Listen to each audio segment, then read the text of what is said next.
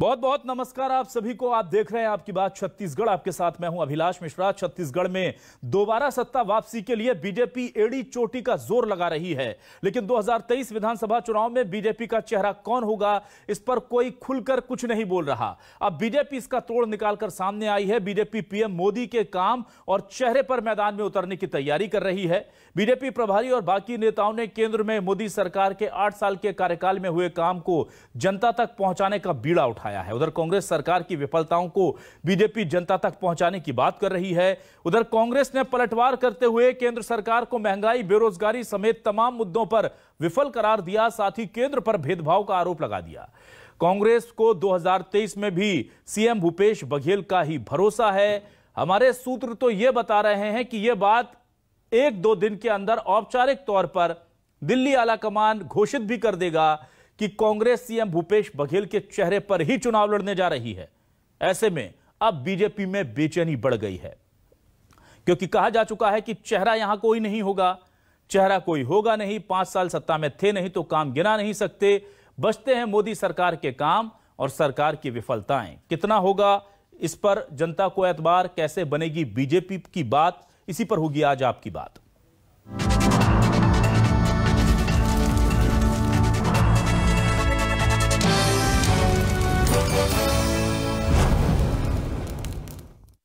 तो बीजेपी ने क्या फॉर्मूला बनाया है जनता के बीच जाने का और कांग्रेस को हराने का, जरा सुनिए बीजेपी के 2 दिग्गज नेताओं की जुबानी।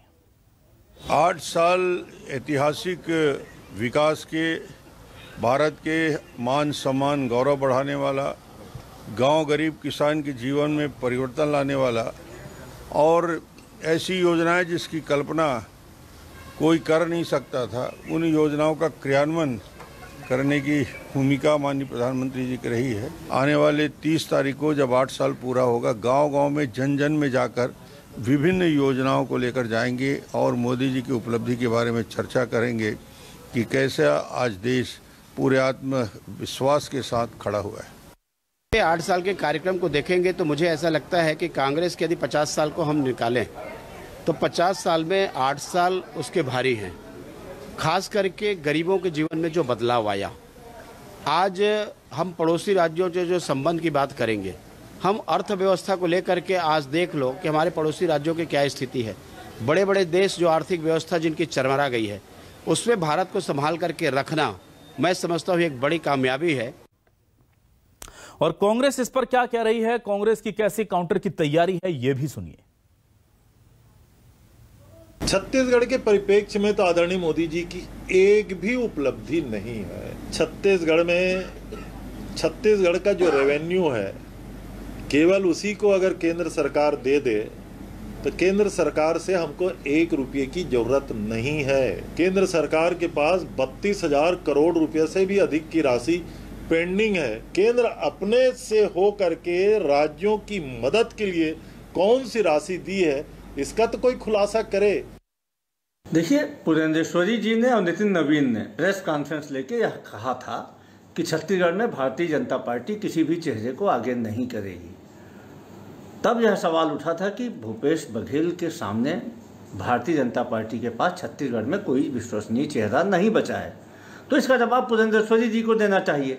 जहाँ तक कांग्रेस का सवाल है, निश्चित तौर पे सरकार के मुखिया श्री भूपेश बघेल जी हैं। उनके 5 साल के कामों की उपलब्धि और उनके चेहरे को लेकर ही स्वाभाविक तौर पे कांग्रेस आगे जाएगी। तो आपने देखा कि किस तरह से आरोप प्रत्यारोप लग रहे हैं, लेकिन न्यूज़ 24 मध्य प्रदेश छत्तीसगढ़ के सवाल क्या हैं, आपको सवाल दिखा देते हैं। हमारे सवाल हैं, बीजेपी को मिल गई जीत की पतवार, मोदी के नाम पर होगा क्या बेड़ा पार?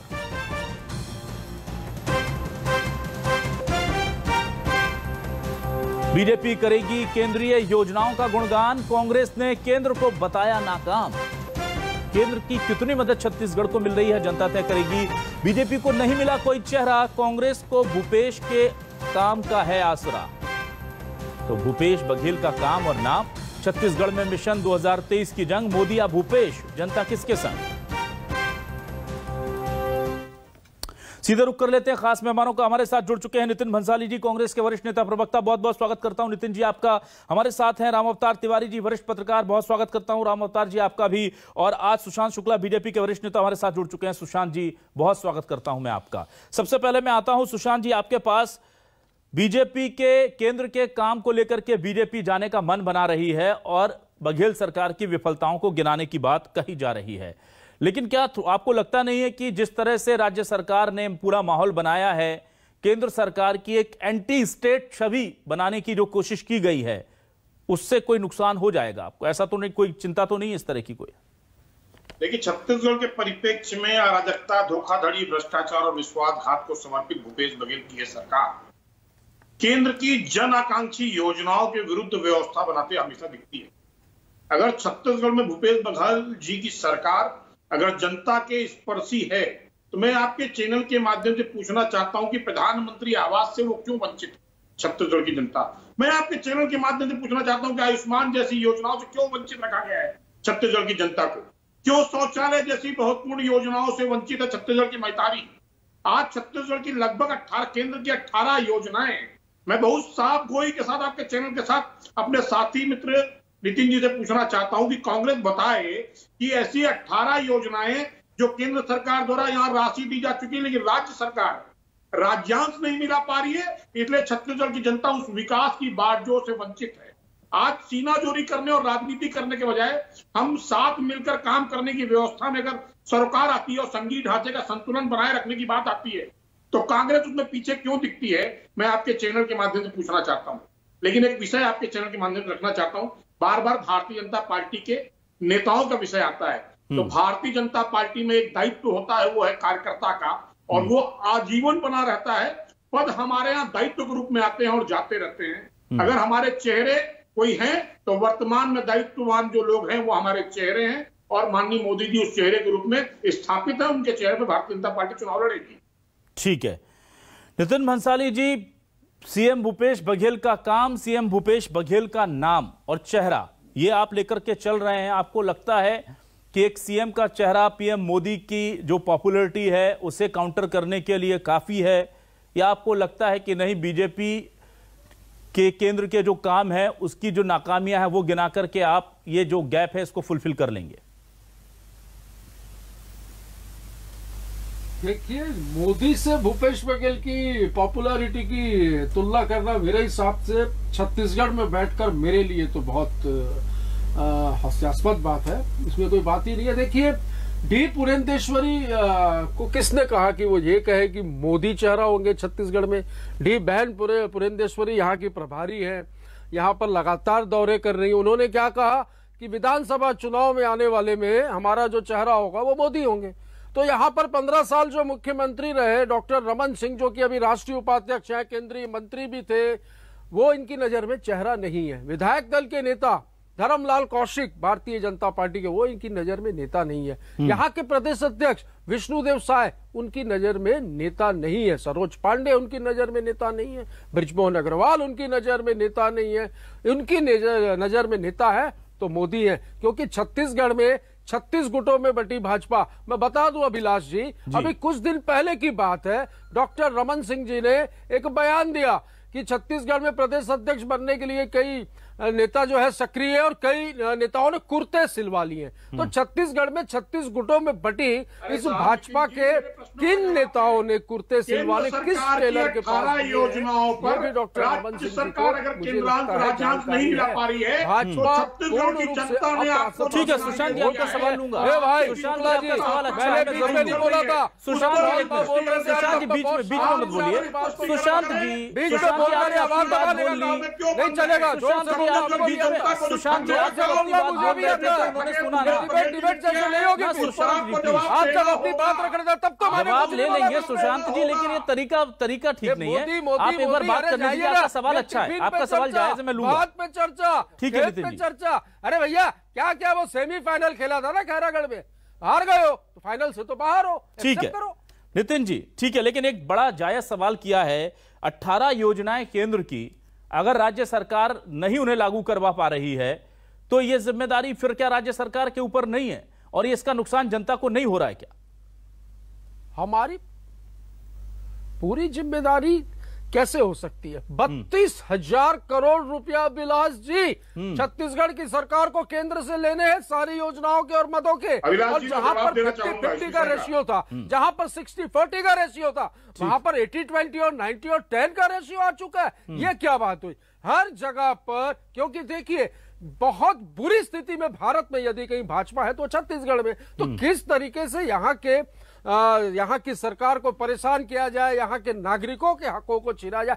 बातें तो बड़ी बड़ी करते, 18 योजनाएं चल रही हैं, 18 योजनाओं का क्रियान्वयन 18 नहीं साहब, 27 योजना चल रही है, कोई सबूत नहीं है। जो पैसा आता है उसका बराबर उपयोग ठीक है। होता है। हाँ, राम अवतार तिवारी जी के पास आता हूं, फिर सुशांत जी आपके पास आऊंगा। ये जो राज्यांश और केंद्रांश की जो बात हो रही है, इसमें जो मनमानी चल रही है, ये नहीं चलनी चाहिए। ठीक है। राम अवतार तिवारी जी, मुझे बताइए कि बीजेपी चेहरे के बिना चुनाव लड़ेगी तो क्या इससे उसके समीकरणों पर कितना फर्क पड़ेगा? ये बहुत गूढ़ सवाल कर रहा हूं। छत्तीसगढ़ जैसे राज्य में जहां पर हम लोग आदि रहे, देखते रहे कि यहां पहले चेहरे दिख जाते हैं, पता रहता है कि किसको हम वोट कर रहे हैं, तो कौन इसका मुखिया होगा, इस पार्टी का कौन सीएम पद का दावेदार होगा।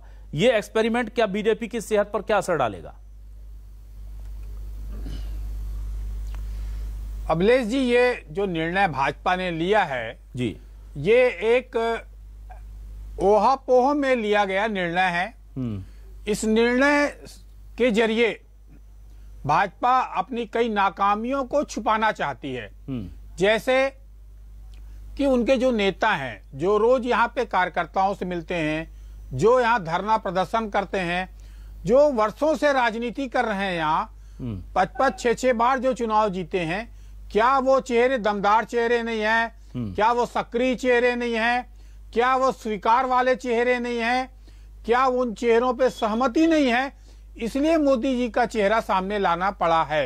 मोदी जी सर्वमान्य नेता हैं इस देश के, इस विश्व के, परंतु उनको विधानसभा चुनाव में छत्तीसगढ़ में जिस अनुसार से प्रस्तुत करने की कोशिश भाजपा लगी है, उससे ये प्रयास हो रहा है कि भाजपा के भीतर कुछ ना कुछ गड़बड़ चल रहा है। उन गड़बड़ियों को ढकने के लिए मोदी जी का चेहरा ही सबसे उपयुक्त है, ये मान के ये निर्णय लिया जा रहा है। कई बार कोशिश की गई कि सभी नेताओं को भाजपा के सक्रिय किया जाए, खासकर कार्यकर्ता, नेताओं से बड़ा कार्यकर्ता भी, उनके खुद के कार्यकर्ता भाजपा के उन बड़े नेताओं को जो चर्चित चेहरे हैं, उन चर्चित चेहरों को स्वीकार नहीं कर रहा है। उनके साथ जो तन मन के साथ, जो सक्रियता के साथ, जो समर्पण के साथ भाजपा के कार्यकर्ता को सक्रिय होना चाहिए, वो सक्रिय, वो मोदी के नाम पर सक्रिय हो सकते हैं। छत्तीसगढ़ के किसी नए नेता ला सकते हैं क्या भाजपा, या किसी पुराने नेता के नाम पर वो सक्रिय हो सकते हैं क्या? एक बड़ा सवाल है कि उनके कार्यकर्ता, उनके विचारधारा के लोग, क्या वो मोदी जी के नाम पर सक्रिय हो सकते हैं या किसी स्थानीय छत्तीसगढ़ के नेता के नाम पर सक्रिय हो सकते हैं?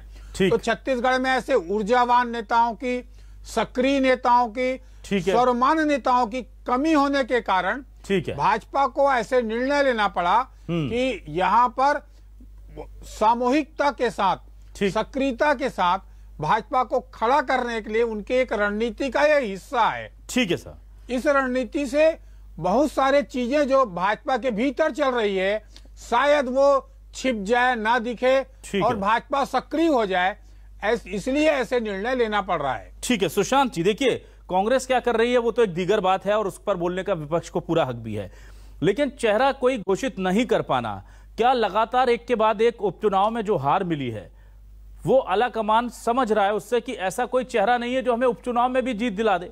खैरागढ़ में तो लगभग जनता को भी लग रहा था, हमको भी उस वक्त लग रहा था, जो हम दिल्ली में बैठ के दूर से देखते हैं, कि बीजेपी के बहुत अच्छे चांसेस हैं, वहां बहुत अच्छी फाइट होगी वहां, पर वो आखिर नतीजा क्या निकला? तो कहीं तो आपको भी तो अंतर झांकना होगा ना कि सिर्फ कांग्रेस गलत कर रही है ये कह देने से आप चुनाव जीत तो नहीं पा रहे हैं, कुछ तो देखना होगा। तो कहां कमी रह जा रही है? आप पुराने कार्यकर्ता रहे हैं, जमीनी स्तर के युवाओं से आप जुड़े रहते हैं, युवा साहब गोई रखते हैं, बताते हैं कि कहां कमी है हमारे अंदर, क्या लगता है आपको सुशांत जी? देखिए वास्तविकता ये है, छत्तीसगढ़ के परिप्रेक्ष्य में अगर भारतीय जनता पार्टी के संगठनात्मक ढांचे का आप अगर अवलोकन करेंगे तो भारतीय जनता पार्टी का छत्तीसगढ़ का जो संगठनात्मक ढांचा है वो पूरे देश में अद्वितीय व्यवस्था के साथ चलने वाला संगठन है। सतत और निरंतर चलने वाला संगठन अगर कहीं पर है तो कुशाभाऊ ठाकरे जी, लखीराम जी अग्रवाल जी और दिलीप सिंह जूदेव जी जैसे नेताओं के साथ बलीराम कश्यप जी जैसे लोग जमीनी नेताओं ने एक संरचना खड़ी की छत्तीसगढ़ में, जो आज पूरे देश में एक आयाम स्थापित करती है। ठीक है। जब आप बात करते हैं चेहरों की, तो मैं आपको बहुत स्पष्ट तरीके से कहना चाहता हूं कि भारतीय जनता पार्टी में एकमात्र दायित्व स्थायी है, वो है कार्यकर्ता का। हमारे यहाँ पद दायित्व के रूप में आते हैं और दायित्व के रूप में वापस जाते हैं। हमारे यहाँ पूर्व होते हैं। कांग्रेस की परंपरा नहीं है कि एक वंशी परिवार की चरण वंदना पर आधारित चाटुकारों को ही दायित्व मिलता रहे। अभी इनका एक चिंतन शिविर हुआ, चिंतन शिविर में इस बात की चिंता हुई कि आने वाले समय पार्टी शुक्ला जी वो कितना सदस्य बनाया था 2018 से पहले आप लोगों ने, बताओ ना। भंसाली जी आएंगे, मेंबरशिप की थी भाजपा की, मैंने सुना 40 लाख सदस्य बनाए थे, जनता के बीच जाता हो, जो आपने सदस्य बनाए वो लोग व्यवस्था की अंधेरे नगरी चौपट राजा दाऊ भूपेश बघेल और टीएस बाबा, इसी की लड़ाई को अरे अली बाबा 40 चोर बाद में दूसरे के कीजिएगा। अरे अंधेर नगरी चौपट राजा और दाऊद भूपेश बघेल और टीएस बाबा, इसी लड़ाई को ना ठीक है, कह रहा हूं ना जुमले अच्छे हैं, जुमले ठीक है। अच्छा भंसाली जी मुझे ये बताइए, भंसाली जी आपको करेंगे ना, आप क्या चिंता कर रहे हैं? भंसाली जी ठीक है, और वापिस लेगी आप। सुशांत जी 1 मिनट, भंसाली जी मुझे एक चीज बताइए, भंसाली जी प्लीज, भंसाली जी आप थोड़ा बताओ, तुमने भी आपस में मत कीजिए सर, आपस में मत कीजिए। 1 मिनट सर, भंसाली जी मेरा सवाल ले लीजिए। सुशांत जी थोड़ा सा वक्त मुझे भी दे दीजिए। सुशांत जी, हाँ मैं भंसाली जी आपसे एक सवाल ले रहा हूं कि देखिए बीजेपी, भंसाली जी बीजेपी जब सत्ता में आई तो 15 सालों तक उसने सत्ता को बचाकर रखा, जो बड़ी उपलब्धि होती है। कांग्रेस सत्ता में है, कांग्रेस इस वक्त कंफर्टेबल लग रही है। सीएम भूपेश बघेल भी बहुत पहले से बहुत ज्यादा पिछले 1-1.5 साल में बहुत कंफर्टेबल हो गए हैं। विद इन दी पार्टी जो छोटे मोटे रेफरेंसेस थे, बड़े थे, जो भी आप कह लीजिए, वो भी सेटल हो गए हैं। अब मुझे यह बताइए कि फैक्टर ऑफ इनकम्बेंसी के साथ दूसरी पारी को लेकर के कितने आश्वस्त हैं आप? क्योंकि देखिए बोलना आसान बात होता है, रिपीटेशन दूसरी बार और फिर तीसरी बार जो कारनामा बीजेपी ने किया था वो तो दूर का है, लेकिन दूसरी बार के लिए कितने आश्वस्त है कांग्रेस?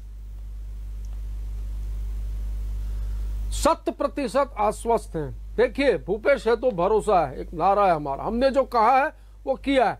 हम आम जनता के बीच अपने कामों को लेकर जा रहे हैं, हम हमारे कामों को लेकर जनता के बीच जाएंगे। जैसा कि आप देख रहे हैं कि मेल मुलाकात कार्यक्रम के तहत प्रदेश के मुख्यमंत्री स्वयं 90 विधानसभाओं का दौरा कर रहे हैं और किस प्रकार वो आम जनों से 1 to 1 हो रहे हैं। तो हमें बिल्कुल, हम हमारे काम को लेकर आश्वस्त हैं। और जिस प्रकार इस प्रदेश में 2018 के बाद जनता ने लगातार हमें आशीर्वाद दिया है हर चुनावों में, हमें पूरी उम्मीद ही नहीं पर पूरा विश्वास है कि बम्पर मेजोरिटी के साथ हम फिर से सरकार बनाएंगे और आने वाले 20 सालों तक इन्हें सत्ता के भारतीय जनता पार्टी को आसपास भी नहीं आने देंगे। ठीक है, राम अवतार तिवारी जी मुझे बताइए कि सीएम भूपेश बघेल को पिछली बार जो सत्ता मिली उसमें कांग्रेस के ऊपर जो भरोसा है वो तो था ही, लेकिन उससे ज्यादा नाराजगी जो थी बीजेपी गवर्नमेंट के से थी लोगों की, और विकल्प कांग्रेस थी, कांग्रेस सत्ता में थी। अब कांग्रेस को अगर आना है तो अपने काम के दम पर आना होगा और ये बहुत आसान होता नहीं। तो क्या जितना बीजेपी और खासतौर से कांग्रेस जितना कंफर्टेबली चल रही है, आपको लगता है अगला इलेक्शन उतने कंफर्टेबली ये निकाल ले पाएंगे, या आपको लग रहा है कि नहीं संगठन बीजेपी का भी अब धीरे धीरे काम कर रहा है और रणनीतियां बना रहा है जो कहीं ना कहीं टक्कर तो देंगी इन्हें? देखिए छत्तीसगढ़ में भाजपा को कमजोर मानना बहुत बड़ी गलती होगी जी। लोकसभा चुनाव में ही मोदी के चेहरे के नाम पर चुनाव लड़कर भाजपा ने यहां पर अच्छी सफलता पाई है। उसी लिए मोदी के चेहरे फिर से सामने रखकर भाजपा यहां रणनीतियां बना रही है और उसी दिशा में चलने की कोशिश कर रही है। इस बार का जो चुनाव है वो भूपेश बघेल के कामकाज का जनमत संग्रह होगा। उस जनमत संग्रह में इस सरकार ने क्या काम किया, जनता के हित में, जनता से कितने जुड़े रहे विधायक, जनता की समस्याओं को किस तरह हल किया उन्होंने, और जनता की राय क्या है इस सरकार का प्रति, वो एक जनमत संग्रह होगा। उस जनमत संग्रह में चाहे वो आदिवासी इलाके हो, अनुसूचित जाति इलाके हो, जनजाति इलाके हो, चाहे मैदानी इलाके हो, इन इलाकों के उनके कार्यकर्ता कितने संतुष्ट हैं, लोगों को किस तरह लग रहा है कि छत्तीसगढ़ एक सही दिशा में चल रहा है, इस संपूर्ण मामले में आगामी विधानसभा चुनाव में एक बड़ा मुद्दा रहेगा देखिए, भूपेश बघेल जी ग्रामीण परिवेश के हैं, किसानों के बड़े शुभचिंतक हैं, समाज के हर वर्ग को जोड़ने की कोशिश कर रहे हैं। ये उनके सरकार में आने के बाद योजनाओं के माध्यम से कर रहे हैं काम। इसके बावजूद भी कई ऐसी खामियां हैं, उन खामियों को एक बड़े विपक्षी दल के नाते भाजपा लगातार उठा रही है और उसके पास अभी मौका है आगे जाने के लिए। उनके जो जिस तरह से पार्टी संगठन को मजबूत करने की दिशा में मुद्दों को लेकर, केंद्रीय नेताओं के दौरों को लेकर, और जो उनके कार्यकर्ता नाराज बैठे हैं, जो संघ है, संघ भी संतुष्ट नहीं है छत्तीसगढ़ के नेताओं की गतिविधियों से। जी यहाँ पर संघ के जो लोग हैं, सक्रिय हैं, जो समर्पण के साथ जो जीते हैं, वो लोग भी संतुष्ट नहीं है। वो संतुष्ट इसलिए नहीं है कि यहाँ के जो नेता हैं, राज्य स्तर के जो नेता हैं, उन नेताओं ने संघ के जो विचारधारा है, संघ को मजबूत करने का काम है, संघ के जो नीतियां हैं उस दिशा में सरकार नहीं चला है। इसलिए जो संतुष्ट संघ भी नहीं है और सक्रिय और समर्पित कार्यकर्ता भी नहीं है। इसलिए यहाँ पर भाजपा को ज्यादा संघर्ष करना पड़ रहा है। तो सबसे पहले उसको अपने भीतर की कमजोरियों को खत्म करना होगा, फिर बाहरी लड़ाई लड़ने की दिशा में काम करना पड़ेगा। ठीक है, मुझे बताइए सुशांत जी, क्या वाकई में जिस पॉइंट को राम अवतार तिवारी जी उठा रहे हैं कि जब भी बीजेपी जिस भी प्रदेश में, देश में जब भी जीती है तो उसके पीछे जो मेन इंजन, पावर इंजन रहा है, वो रहा है संघ की विचारधारा और उसका कैडर। अब संघ के कैडर से सत्ता में जब रहते हुए दूर हो गए थे तो दूर थे, सत्ता चली गई। क्या यह माना जाए कि संघम शरणम गच्छामि, अगर इस वाक्य को आत्मसात कर लिया बीजेपी के संगठन ने, तो शायद आसानी हो जाए लौट कर आने में? आज ये राम अवतार जी बड़े सुलझे हुए पत्रकार हैं और बड़े भाई हैं जी। संघ की व्यवस्था में 47 संगठन अनुषंगिक काम करते हैं, उसमें भारतीय जनता पार्टी भी एक है। भारतीय जनता पार्टी का मातृ संगठन राष्ट्रीय स्वयंसेवक संघ है। और आज हमें अगर विचारों के लिए सतत काम करने की प्रेरणा और अगर कैडर की व्यवस्था के साथ कोई काम करने की प्रेरणा राष्ट्र प्रथम की मिलती है तो राष्ट्रीय स्वयंसेवक संघ से मिलती है। परंतु राष्ट्रीय स्वयंसेवक संघ की भूमिका को समझना बहुत आवश्यक है कि राष्ट्रीय स्वयंसेवक संघ एक सांस्कृतिक संगठन है और उसका राजनीतिक हस्तक्षेप भारतीय जनता पार्टी के परिप्रेक्ष्य में नगण्य होता है। विषय आता है जब संयुक्त समन्वय के साथ बैठने की, तब राष्ट्रीय स्वयंसेवक संघ का विषय भारतीय जनता पार्टी सरोकार के साथ लाती है। विषय आता भी मेरे साथी नहीं सर, ये उतना ही नगण्य होता है सुशांत जी जितना कांग्रेस कहती है कि हम डेमोक्रेटिक तरीके से अपने अध्यक्ष, प्रदेश अध्यक्ष और तमाम लोगों को चुन लेते हैं, क्योंकि हम जानते हैं कि दिल्ली के बिना तो स्थानीय नेताओं की पूछ होती नहीं है और ऐसा ही संगठन में बीजेपी के संघ की मर्जी के बिना पत्ता नहीं हिलता। ये सब दोनों ही छुपे हुए सच है। मैं आपकी इस बात पे सहमत नहीं हूं। कांग्रेस की परंपरा एक परिवार की चरण वंदना पर आधारित है और राष्ट्रीय स्वयंसेवक संघ और भारतीय जनता पार्टी की विचारधारा राष्ट्र प्रथम के साथ काम करते हैं। अरे गांधी परिवार की चरण वंदना करने वाले लोगों आप क्यों डरते हैं इतना? थोड़ा ये तो बताइए। की जा सकती, ये बहुत स्पष्ट तरीके से। ठीक है, चलिए। कौन डर रहा है? कौन डर रहा है साहब? कौन डर रहा है?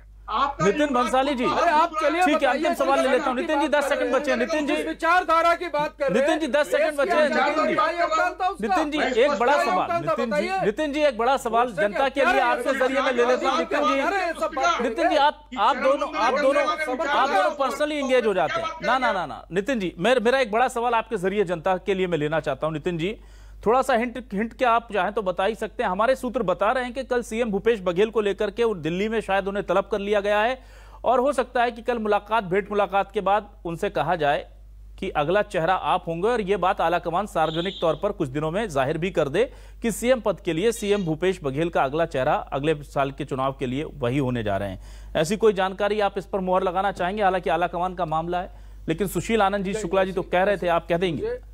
मुझे तो आपके चैनल से पता चल रहा है, मुझे तो आपकी बातों से और आपके चैनल में जो लाइन चल रही उससे पता चल रहा है। पूरा प्रदेश जानना साहब, सत्ता हस्तांतरण की लाइन चरम पर है। जा सकते हैं, अभी भी ये लिखा जा सकते हैं। बिल्कुल। तो देखिए, ये तो एक संगठनात्मक चीजें हैं जो अभी हमारा चिंतन शिविर हुआ, चिंतन शिविर में जो पॉइंट्स आए हैं और जिन मुद्दों पर अभी पूरे देश में एक अभियान चलाया जाना है, तो इस विषय में बहुत सी समितियों का गठन भी हो रहा है। इसमें कैसे आगे फॉलो अप लिया जाना है, इस विषय में सारे नेताओं को लगातार दिल्ली बुलाया जा रहा है और बातें चल रही हैं ठीक उसी विषय में। छत्तीसगढ़ के मुख्यमंत्री भी दिल्ली जा रहे होंगे। तो कुल मिलाकर के छत्तीसगढ़ में सियासी माहौल पूरी तरह से गरमाया हुआ है और बीजेपी और कांग्रेस संगठन के स्तर पर, पार्टी के स्तर पर, कार्यकर्ता बूथ हर स्तर पर अपने काम में जुट गई हैं।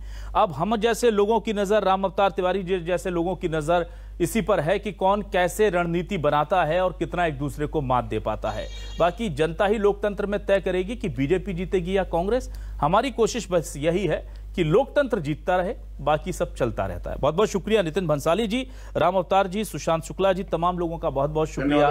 दर्शकों को भी बहुत बहुत शुक्रिया। नमस्कार।